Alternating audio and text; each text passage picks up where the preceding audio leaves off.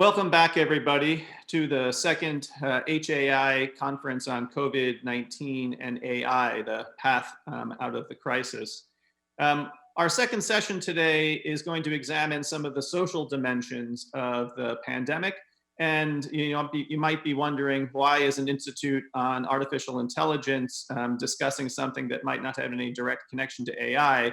And before we begin with the session, I just wanted to mention to anybody just joining that the very premise of the Institute for Human-Centered Artificial Intelligence is that the development and deployment of AI needs to be done in a way that takes into account the expertise of people across all disciplines, the humanistic, the ethical, the social dimensions of artificial intelligence. And that's true as well of the pandemic. And so, although you might not hear much about AI specifically in the next session, I think it's essential that we examine these humanistic and social and ethical dimensions of the crisis. And so that's why we've assembled a terrific group of people to discuss just that. I'd like to welcome our first speaker today. Her name is Danielle Allen. She is the James Bryant Conant University Professor at Harvard University. She's also the director of the Center for Ethics at Harvard. And she and her colleagues have been developing a very important proposal that's received some attention in the national discourse concerning testing, tracing, and supported isolation, a pathway to pandemic resilience. So Danielle, you're welcome to share your screen, turn your audio on, and start your presentation.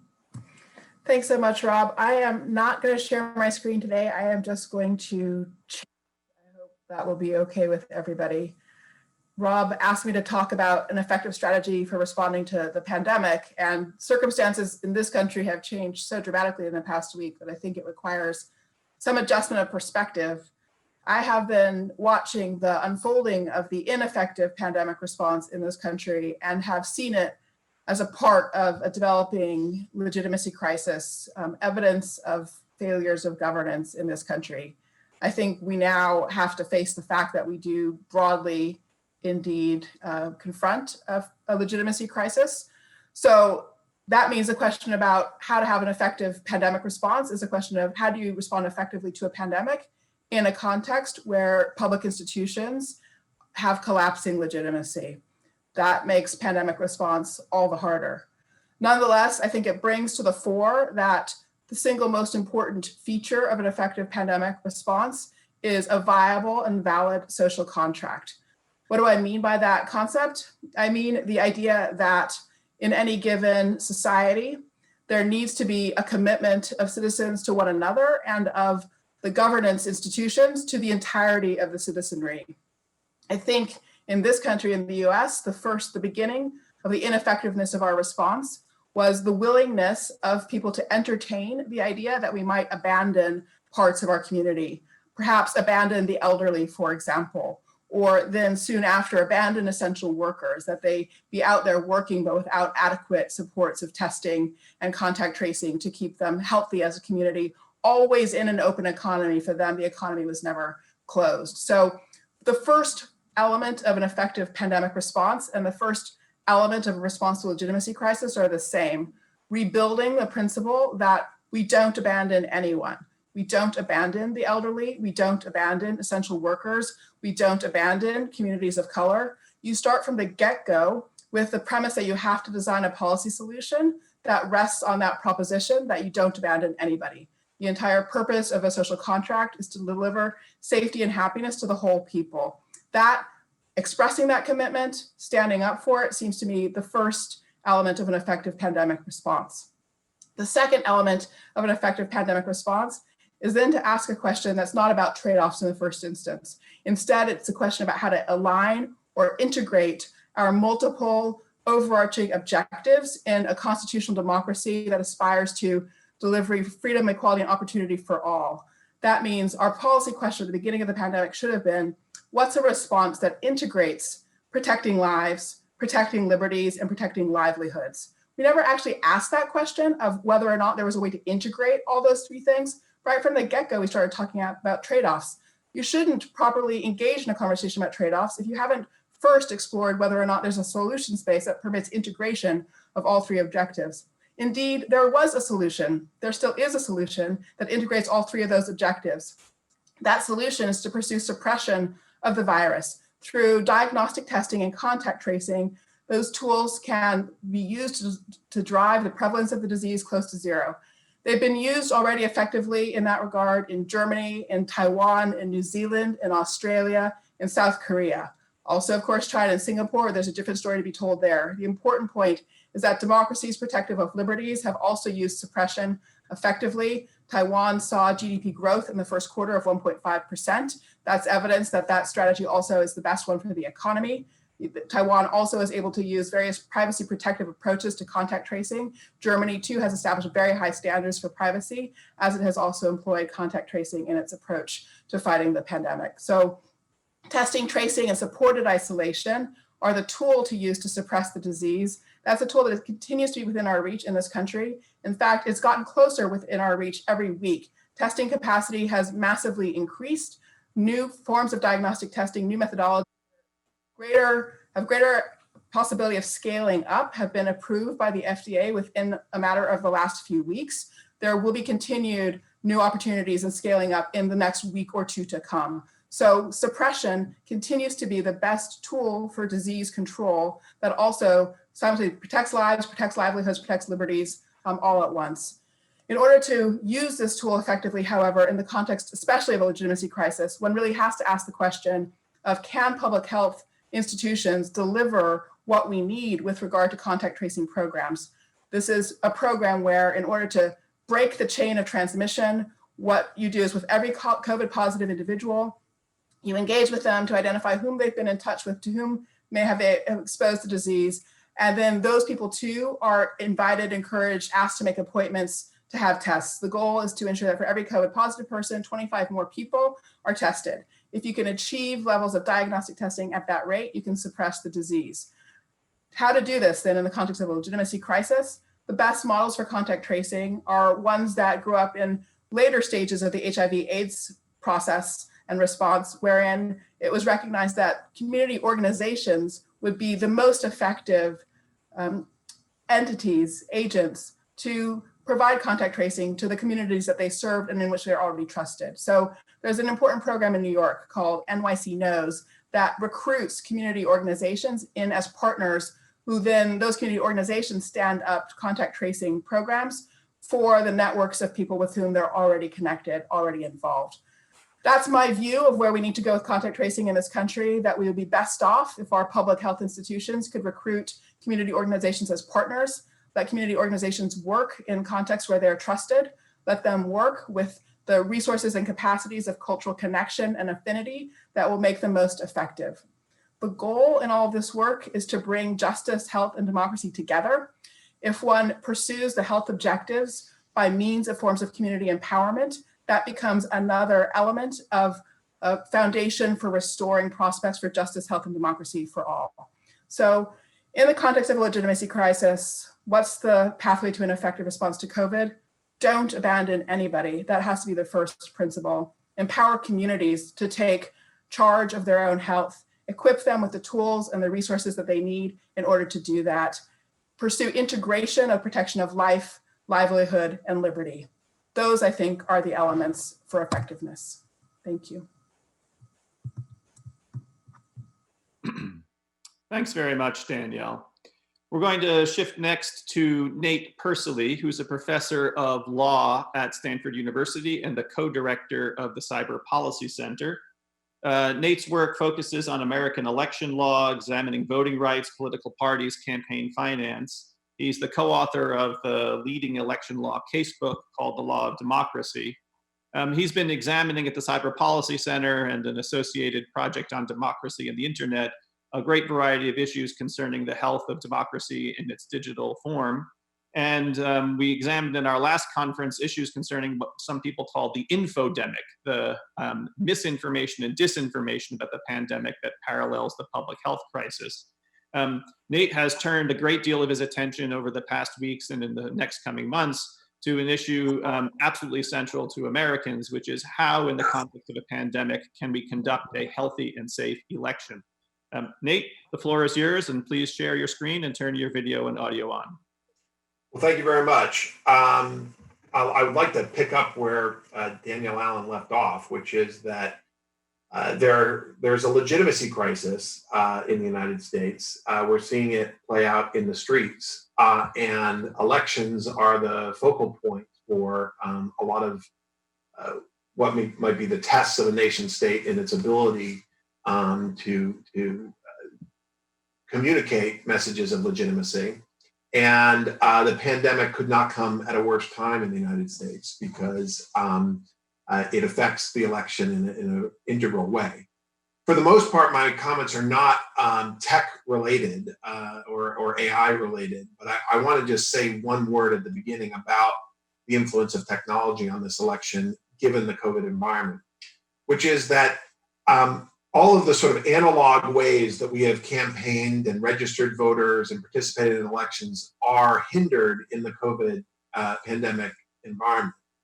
And so our reliance on technology for this election could not be greater.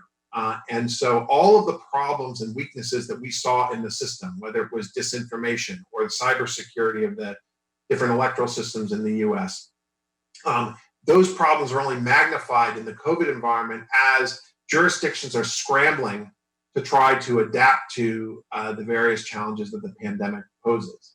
I do think that we are facing a crisis now and just pulling off the basics of this election.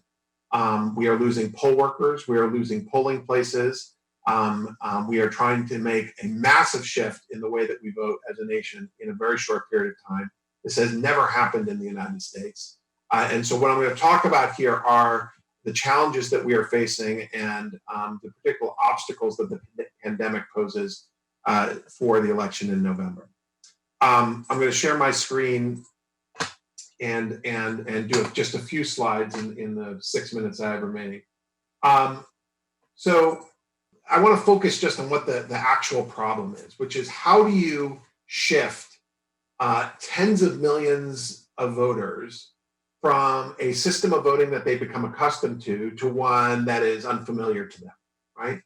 And so the solutions are not terribly exotic here. We know that we have to move as many people to mail balloting as possible, but also we need to retrofit as many polling places as possible in order to make sure that people can vote with social distance.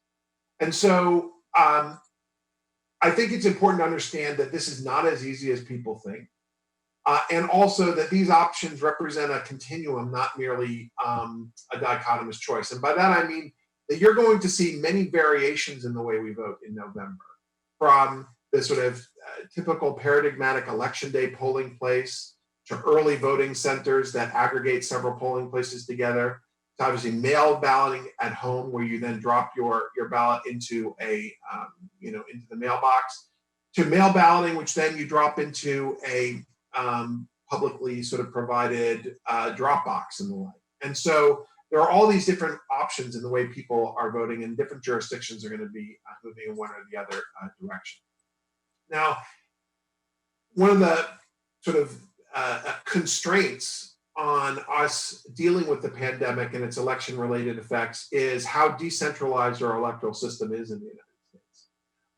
So not only do we devolve responsibility for federal elections primarily to 50 states, but they in turn devolve it down to roughly 10,000 local election jurisdictions, which have an enormous amount of discretion in the basic mechanics of how we run this election. The vote by mail landscape, has a regional bias to it, as you can see from the map, which is that the vote by mail has been, used with, quite considerably in the Western states, with Oregon, Washington, Utah, Colorado, and Hawaii being all vote by mail. We here in California have roughly, 2/3 of our votes have been cast by mail, and now we are also going to be mailing ballots to every voter.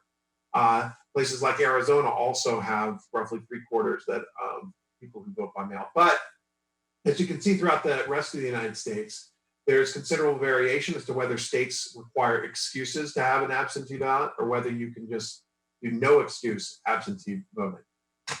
And so what this means is that we've got a patchwork quilt of different regulations and opportunities for voting around the country. And what we will see, particularly in states like Wisconsin, Michigan, and Pennsylvania, which don't have long histories of vote by mail, is a massive shift to move tens of millions of people to a different way of voting. This has, of course, led to different concerns about the mail balloting system. Obviously, the president has been repeating the notion of mail ballot fraud. There is, no evidence that mail ballot systems, like in the places that have been using all mail ballots, have higher incidence of fraud than any other, right? And so that needs to be put to rest. But there are other concerns with vote by mail, and this is important especially as we think about the racial biases in the electoral system. That vote by mail tends to be used by whites, tends to be used by people who are higher education and older, and we even see in the registration numbers that are coming out of the primary states significant racial biases in who is registering to get a mail ballot. And so that's why it's very important that we have actual polling places as well as mail ballot opportunities, because there's the concern about disenfranchisement, as well as a number of errors that people make in the mail balloting process if they are first-time voters. But in addition to the actual wrongdoing that people 1 minute about and the actual problems, there is the real concern of perceptions here. And an election which is run through my mail balloting is one that's different than your normal election. That we should not expect the results to be ready on election night, right? And the fact that you may have a different winner on election night than you would have several days later when all the votes are counted is something that's really of concern in a media environment like the one that we exist in, where conspiracy theories, disinformation, and the like can be propagated. And so we need safe polling places in addition to mail, because voters are reluctant to change the way that they've been accustomed to voting. And there are certain populations in particular for which mail voting might be difficult. But this too is quite challenging, right? Because we need to retrofit our polling places to make sure that they are safe for people to vote with social distance. That is, other countries, for example, South Korea has shown that you can run an election with social distance without it, effectively. And so in that country, for example, that they had voters come in, they had their temperature checked, they were 6 feet apart from each other, they were given gloves, they were given masks, and there was all kinds of other protective equipment for the poll workers, right? But here in the United States, we rely on volunteers principally to be our poll workers, and most of them are over the age of 60, and they're the population that's most at risk. And so you are seeing jurisdictions lose sometimes as much as half of the poll workers that they usually rely on. In addition, we rely on sort of the contribution of polling places in a sense, as schools take themselves out of commission, as senior living centers take themselves out as polling places, same with firehouses, we're seeing a massive shortage in the number of polling places for November. And particularly if schools, which 1/3 of the votes cast in the US are cast at schools, if schools take themselves out of commission, we're gonna have a real shortage of the kind of accessible, ubiquitous polling places that can ensure social distance in a pandemic. And then finally, both in the mail balloting and in the polling place sort of PPE realm, we see competition among the states for the things that you need, the materials you need in order to pull off the election. So just as states have been competing against each other for ventilators and face masks, there's the risk that they will be competing against each other in order to get the special paper that you need for mail ballots, the special paper and envelopes that you need that are properly sized for these ballots, as well as all of the PPE that's going to be necessary for poll workers, like face shields and masks and gloves, hand sanitizer, and the like. And so what is to be done? We need massive education and outreach, which is particularly difficult in this media environment which is so amenable to disinformation. We need to amplify the voices of the local election officials so that they can communicate messages about how to vote and have your vote counted. We need time more than anything else. We need to lengthen the voting period so that people can have more days to vote in the states where it's difficult to do so.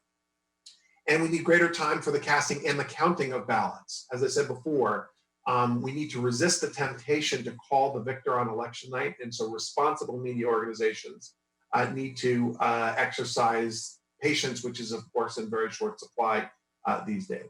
And we need to be creative in the way that we start thinking about polling place voting. There have been proposals about curbside voting for people with cars, taking a number and voting. So sort of using base technology that we have in deli counters and the like, so that you don't have to actually wait in a line in order to vote. We here at Stanford have had quite a bit of research on a lot of these issues of vote by mail. My colleagues, Andy Hall, and has written quite a bit on vote by mail and how there are no partisan effects by vote by mail. We also in the law school have examined things like verifying signatures on mail ballots and how to do this to ensure fairness. But we've also just started up a project here with MIT called the Healthy Elections Project, which is going to try to help local jurisdictions make the transition to mail ballot and healthy polling places. Nate, can I ask you to wrap it up there? And at that, I'll turn it over to you. Great. Thanks so much, Nate. And for everyone listening, I want to remind you that we're welcome your own questions about this panel for Danielle Allen, Nate Persily, or our third speaker, Marietje Schaake. To ask a question, go to our website, hai.stanford.edu, and you can find a link there to pose a question online. We're going to turn now to our final presentation of this session.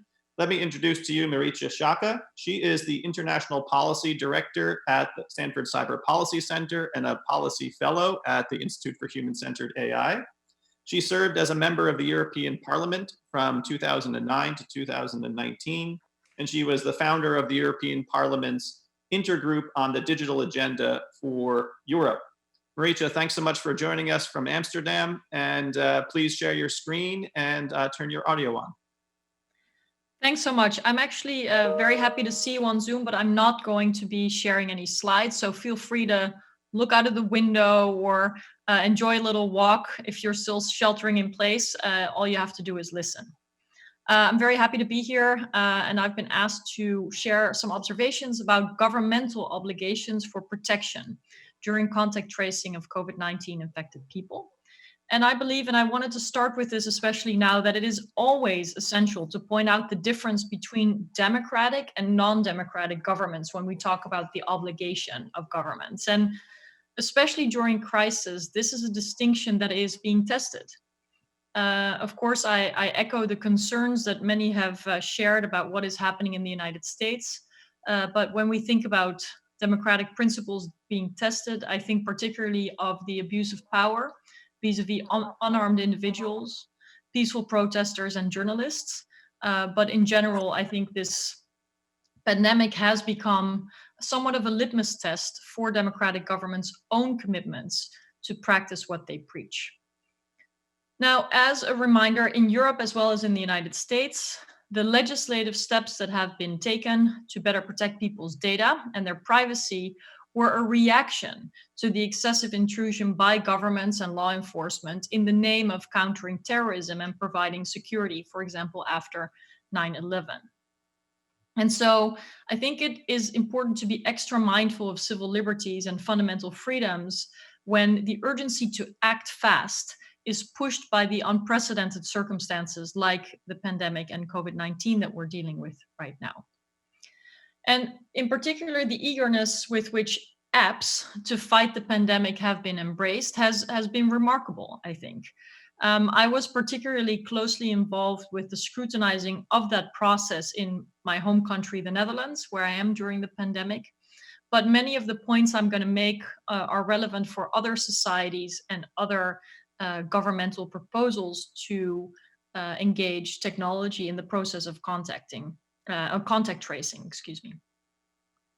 And in many cases, I think it was still entirely unclear what kinds of functions the apps were supposed to perform. I know that many of you calling in today and listening to us are very familiar with technology, but the general audience thought that an app was sort of one thing you could take off the shelves to contact trace people. And the willingness to sacrifice protection of fundamental rights and security among the broader public, in my opinion, was significant, especially after we've seen a lot of engagement and pushback from populations in Europe before. And many have focused, also experts, on the obligation of governments and companies alike that are involved in developing these apps to fight the pandemic to ensure privacy and cybersecurity are guaranteed. But I would say that questions of impact and obligations go much further. So with a group of scientists, I signed a letter to the Dutch government urging it to engage experts from multiple disciplines to assess not only whether a contact tracing app would add value, but also assess the impact of tracing people more broadly. What happens to a society when people are being monitored for months or years? Do they change their behavior? How do they perceive their freedoms and rights? Are there unintended consequences or precedents? We also urge to ensure that any app would have a sunset clause and a very narrowly defined goal, so that it could not creep from supporting doctors into being a precondition for entering an airplane or taking out an insurance. Mission creep, in other words, should be prevented. But we also urge the government to be very clear that an app cannot be mandatory and should always be voluntary. Now, going further down the list of questions to be answered, and there are many, we, in very basic sense in this country, and I know many countries are in the same situation, do not have sufficient testing capacity. And what you cannot test medically, you cannot trace in an app either. Then there's other concerns that we can learn about from other parts of the world, like in South Korea, where contact tracing and testing have been quite widespread, but where people's concern to be stigmatized for carrying the virus is now greater than the concern for actually being infected with COVID-19, because there is such response, and through the sharing of information, the possibility to identify people and where they may have been infected.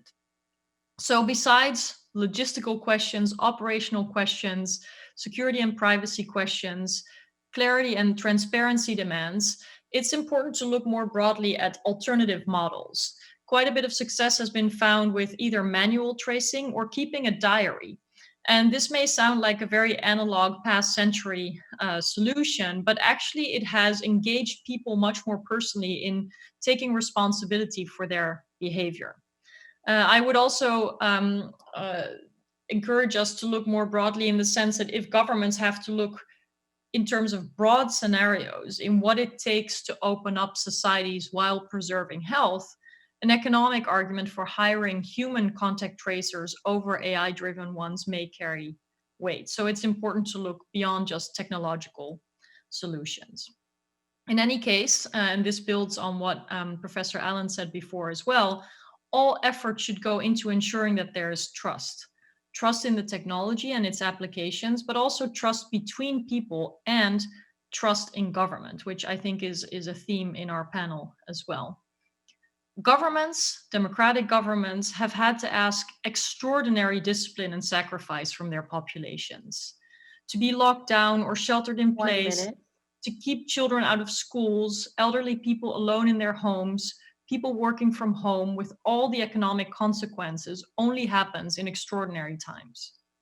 And though I think many of us feel the end of the stretch of people's patience, the need for governments to retain the trust of populations, especially now, I believe will probably be tested more strongly down the road compared to how much it's been tested already. So any false sense of security from an app that renders either too many false positives or false negatives can be devastating. And on the other hand, overly trusting apps to simply be responsible for notifying people when they are at risk risks loosening other steps of responsible behavior like physical distancing or hygiene measures. And so all of this means that there's so much at stake that at some point there will be intense scrutiny of companies that have provided the apps, as well as of governments that have possibly promised too much of what an app can solve. So in conclusion, I do believe that technology can help. We've talked about this during a previous HAI session, which I think was very important on April 1st. Technology can be supportive, but it's not a panacea. And I would also urge people not to see it as such. We need clear definitions of use, function, checks and balances, governance that is clear and responsible. And even then, contact tracing apps are not a magic wand. So I actually hope, and this is my last point, that governments will use a similar approach to what we try to build at HAI, which is to bring various disciplines together to make sure that there is not unintended tunnel vision or tech determinism, but that we really have a multidisciplinary view of the problems that need to be tackled and what is needed to do that. And I think that that is the best way to build trust and inclusiveness. So I'll end there, and I want to thank you very much. Look forward to your questions. Thank you very much, Marietje. I want to remind our viewers that you can go to our website to post questions. At this point, I'll invite all of our panelists, Danielle, Nate, as well as Marietje, to turn your video and audio back on. And I'll throw it over to my co-host, Russ, for the first question. Yes, I want to make sure Marietje gets back on. Good. Thank you so much for these comments, which are germane to our discussion today. And I want to build a little bit on Marietje's last comment about trust, because it is my impression that trust in many spheres is at an all-time low. And I start as a university teacher who has noticed students who were sent home, who are not happy, and who have even lost trust in their university. But more globally and importantly, the trauma to the Black community in the last week has eroded trust in major ways. And then if you look at the last few months, there are multiple communities which have lost faith in many of the in government and other organizations. And so in that context, my question is, as you think about what you've just told us, it's my impression that the challenge is even more difficult now. And are there ways that we should be thinking about regaining that trust? And I know that's a tough one. All right, I'll jump in. I think we have to be honest about the fact that what's happened in the past week is just people saying out loud what's been true in terms of people's understanding of the world they live in for quite a long time. And so I think it's not exact. So trust has been eroding for a long time. There are all kinds of metrics of that. And there have been red alerts in the last decade that it was getting exceptionally bad, that we sort of, relatively complacently sailed by without attending to. And I think we're just at a point where enough people are ready to say, we're not going to sail by any longer, that's the issue. And so there is a need to rebuild trust, but it's a deep need and not a sort of fix it tomorrow kind of question. And the only way I think it can be done is for there to be serious engagement in the US, at least, in rebuilding effective governance through our political institutions. So take just the very immediate issue of the policing context. It's not as if people haven't been trying to improve policing for a couple of decades. So if our institutions can't deliver something that we all pretty much already knew we needed, well, then, you have a pretty basic problem. So in that regard, for me, the question of what would it take to rebuild trust is one of what would be the most powerful set of actions we could take together now in the coming weeks to engage in that process of institutional reform and reconstitution. So I think that there's work Congress needs to do to change how it functions. I think every single city government should be thinking about how it achieves genuinely responsive and empowering forms of government. And in some ways, that probably means, in the first instance, in short order, actually already revisiting key decision-making mechanisms. Who's at the table for decision-making? So at any rate, that's not a silver bullet or kind of quick solution to the problem. It's only to say there's a huge amount of work in front of us, but I think we'll be better off if we can name it, square, begin to lay out its pieces, and begin to build cross-racial, cross-partisan, cross-ideological coalitions committed to a process of building a better normal, not the new normal everybody's been talking about, which I like to describe as rinse and repeat with face masks, but a better normal. Danielle, before I go to the others, let me just, you gave us a really beautiful kind of 3-step process, which was very attractive and it sounded right. But as I was listening to it, I wondered if we had lost a chance to implement a lot of that because of the things that have happened in the last week and also in the last couple of months. And so I guess I'm asking, do you re-up on that and you stand that we can still, address the legitimacy crisis, align and integrate objectives, and implement testing and tracing in the current environment? Because that would be a hopeful, positive thing to hear. So I'm always, when I say this, I'm not an optimist. It's not an optionist. We don't have a choice. Okay, we have to do this work. So yes, it's harder now even than it was 3 months ago. It was already really hard 3 months ago. So it's very sad that it's even harder, but it's harder for understandable reasons without any question. So, and to some extent, I'm grateful that the kind of fundamental difficulty that we've all faced, namely a legitimacy crisis in our public institutions, is now plainly visible for all to see. So it's not a silent crisis any longer. And my hope is that with a crisis that's now plainly visible, we can all name it and begin the collective work of thinking it through and engaging, finding our resources of spirit and empathy to find a path. Thank you. Nate, I think I saw your hand up, and Marietje, we definitely want to hear about the European perspective. I just want to sort of complicate matters a little bit in thinking about the point about trust is absolutely right. But we sort of have to talk about trust and polarization at the same time. So there's this massive loss of trust that actually is, that we've seen as Danielle said, over time, over the last decades. And we're seeing that not just in governmental institutions, but we're seeing that in all kinds of elite institutions, including, among others, universities.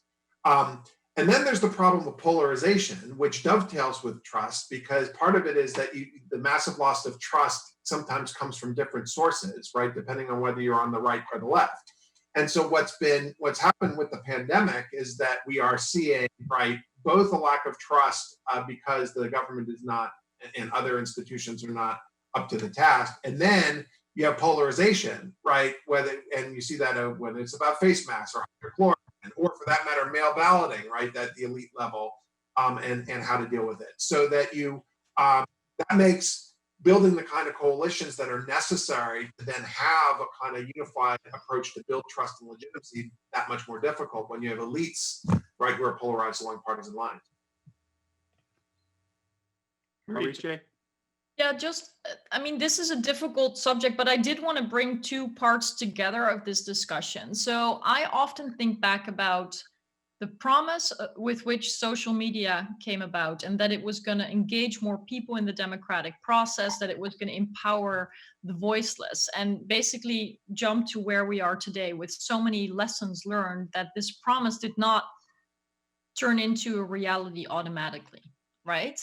And that in fact, for I think a lack of checks and balances, a lack of critical assessment of what these technologically enabled platforms actually brought, we kind of lost track of the unintended or sometimes to be expected consequences of some of these business models would be. And so I think that besides the very valid points that were made about strengthening institutions, we should also look at the mechanisms that are necessary in order to keep power in check. I think that, as an outsider, I'm a European, having served in politics, but when I look at the United States, one of the core lessons that we learned when we studied the United States and American democracy was always checks and balances. I'm not convinced that it's working as it was promised. And I think that this, lack of checks and balances within the democratic system, within institutions, can also be applied to questions of how well are checks and balances working on other vectors of power, including social media companies. So hopefully we can consider the very pressing and disturbing, frankly, events as a wake-up call to go back to what foundational principles are the core ingredients of a free society. And I would say the rule of law and all its core principles are vital there, and try to fill them in systematically, and be willing to think critically of our own assumptions and our own hopes, perhaps, right? I had a lot of hope of what new technologies would bring in terms of democratizing, emancipating, empowering the voiceless. I wanted that to be true, but that doesn't automatically make it true. And I think in Silicon Valley, there's a lot of people who have good intentions, but that doesn't automatically make it true.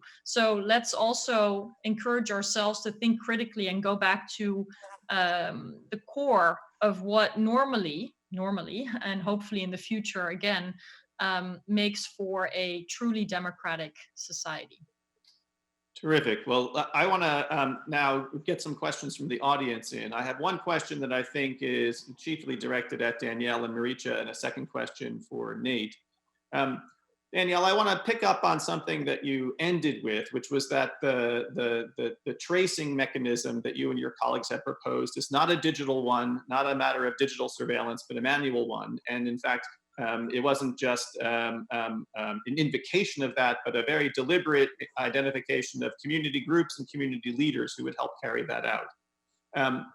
I wonder whether or not you can say something about the legitimacy crisis as a whole with respect to the identification of community leaders, community groups, and working in partnership with local, state, federal government, and if you think that's an important mechanism. And in addition, whether the idea of manual tracing, your belief is that that will be on the public health front more effective than digital tracing? Or is it that you don't trust the technologies, perhaps in some of the ways that Marietje suggested, to referee the trade-off between privacy and safety in the way that manual tracing can do better? If you can say a bit more about the identification of community groups and community leaders as an essential element, I'd like then to tip that into a conversation with Marietje about the trade-offs between privacy and public health safety through technological means. Sure. Well, thanks for that, Rob. Well, let me just start by saying something about contact tracing, what it is as an activity. So it's an old-fashioned activity. Public health has been doing contact tracing, forever, really, probably, but certainly for the last century in the US. And we use it regularly for tuberculosis, measles, things like that. It happens to be that those outbreaks are typically much smaller. So what we're not used to doing is thinking about contact tracing at scale. To think about it at scale, you have to recognize that it's got sort of two information problems that it's trying to solve. So COVID, as you all know, is very distinctive because about half of the transmission is by people who don't have symptoms. Either they will never have symptoms and are asymptomatic, or they're pre-symptomatic, they don't have symptoms yet, they're early in the disease course. So they're passing this on unknowingly. Okay, that's the information problem. And there's two categories of information problem. You might pass it on unknowingly to somebody to whom you're very close. You live with the person or work with the person, or you might unknowingly pass it on to a stranger in a public space. And there are two different solutions for those problems. You don't need digital tools to trace your intimate and close proximate networks. And that's where the most significant transmission is, in fact. That said, there is also transmission in public transport in particular. That seems to have been something to do with why New York was hit as badly as it was sort of the reliance on public transport. So digital tools are useful for that latter context where you're trying to notify strangers. And I tell the story of, I spent summer in LA years ago and got incredibly sick. I thought I was gonna die, I couldn't get out of bed, spine racked with pain. I'm an idiot and I didn't call the doctor.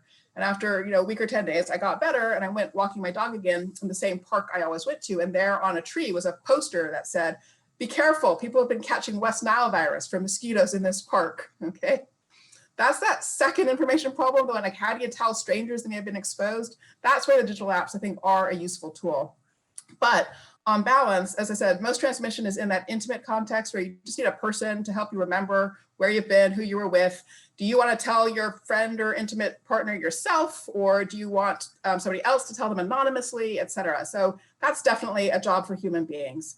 And as it happens, again, that's the bigger part of the job. So that's what we focused on, precisely because of that proximity, that closeness of contact that you have in that information setting. It's important that you be able to speak with somebody who speaks your language, sounds like you, knows your neighborhood, knows what life's like where you live. And so that's why the community organizations element is so important. Marietje, how do you see it with respect to the choice between manual contact tracing and digital contact tracing? I think contact tracing is one element. As Professor Allen said, it's old-fashioned in many ways. It's been done throughout the centuries, even because it makes sense that you want to understand who has been in touch with whom. But in many societies, one, there's not enough testing capacity. So you can only really think about what kind of capacity you need if you, one, have a hold on the numbers, which have now dropped again, but you want to have the capacity to test, not incidentally, but systemically, because of all the reasons that Professor Allen gave. People can be infected without knowing it, infecting others without knowing it, et cetera, et cetera. So even if you get tested today, you may need another test 2 days later, et cetera. So I think we need a better understanding of what an app might do to help. So I'm in a very densely populated area. If I have my Bluetooth on and my neighbor, I'm pointing here, but like at the end of my arm is the wall. And if they're sitting on the couch, the Bluetooth, sorry, I was confusing with YouTube, Bluetooth would signal that we are close, but there's a wall between us. So we would never be able to infect each other. Same with apartment buildings. When people are walking past each other's windows to get to their doors, ping, ping, ping, ping, it would all be contact. And how do you filter for that? I have not heard a solution. Similarly, what about healthcare workers? My sister is a doctor. If all people who work in care, who are on the one hand exposed to more infected individuals, and on the other hand are better able to protect themselves, are part of the modeling of what the app is supposed to trace, then it can be very confusing. On the other hand, if you take out all the medical workers, then you may not be tracing sufficiently. So I'm happy to think about technological solutions. I think there's a space for it, but only when and if we can very clearly ask what problem needs to be solved. And for some odd reason, despite all the practice that we've seen across the world now, I have not seen a best practice. There are a number of practices where there has been too much of a compromise of the right to privacy, or people have been stigmatized, or there has not been an uptake because people don't trust it, or there has been risk for false positives or false negatives, which is all very problematic, especially when people are going to lean on the app because they think it is a magic solution or a super good solution, and are not going to take physical distancing, hygiene measures, and other care to protect themselves and particularly others, like the most vulnerable in our society. So I think there's much more merit in doing scenario planning with multiple experts, where the key question is, how do we get out of the lockdown without compromising health? The conclusion may be we need technology. The conclusion may be we don't. But to stare only at one part of the solution, I think, will make us blind to other parts. And that's basically my point. So before we can even think about a trade-off, let's see if it's necessary and what issues are on the table. Thank you. All right, Nate, a bunch of questions about the election. A few people have asked about whether or not there's something to learn or worry about with respect to Wisconsin. So if state courts, state governments decide to restrict mail-in balloting, what recourse, if any, do citizens have? And can you comment on the likelihood that the Supreme Court might be asked to weigh in on the permissibility of all mail-in ballots, or a sharp increase in mail-in ballots, and what that might portend? Well, we actually don't need to look very far, because the Texas Supreme Court just issued an opinion that basically held up the excuse required absentee ballot system that Texas has, and said that the fact that you are able to get an excuse for a disability or sickness does not necessarily extend to people saying, well, they're afraid to vote in person, so therefore, because of their health, and so therefore they should be able to avail themselves of the sickness or disability excuse. So we have now, a post-Wisconsin case where citizens wanted to vote by mail ballot, and the court said no.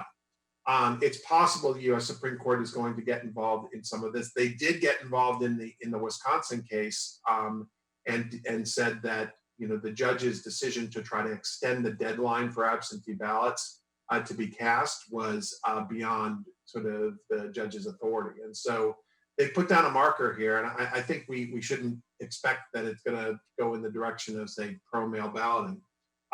In general, what happened in Wisconsin, just so people understand, that this was the kind of perfect storm of political and administrative dysfunction, whereas it was unclear even the day before the primary whether the election was going to go forward. And so they had a massive shortage in polling places, say in Milwaukee City, where they only opened 5 polling places out of several hundred they usually have. They had to call in the National Guard to staff several polling places. There were long lines at some of those polling places in Milwaukee. But they did have unprecedented mail turnout there. And so while it's seen as the poster child for election dysfunction this season, you did shift over 1 million voters to vote by mail, so that the turnout in the primary was actually not as low as one would have expected. But Wisconsin is now the object lesson about what we have to avoid for November, right? We need to plan now, get all the polling places up and running that are possible, make sure the procurement happens for mail balloting, and then also to get the rules straight in the courts and elsewhere.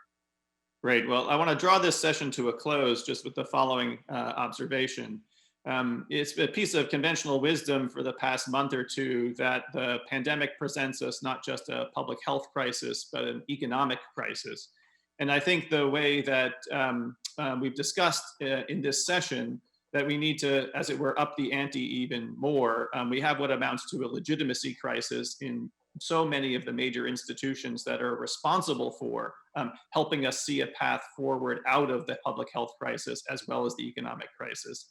And if we think in terms of a social contract, as Danielle Allen invited us to, looking for a way to ensure that we leave no constituency and no citizen behind, no one gets abandoned, and think at least with the possibility that in certain circumstances, the kinds of familiar trade-offs we often present ourselves might not be necessary. We should give ourselves the freedom to imagine that we need not strike trade-offs between liberty and security, or between technology and privacy.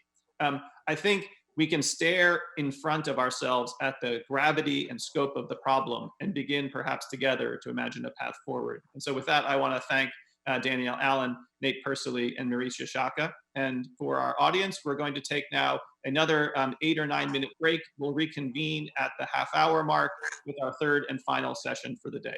Thank you.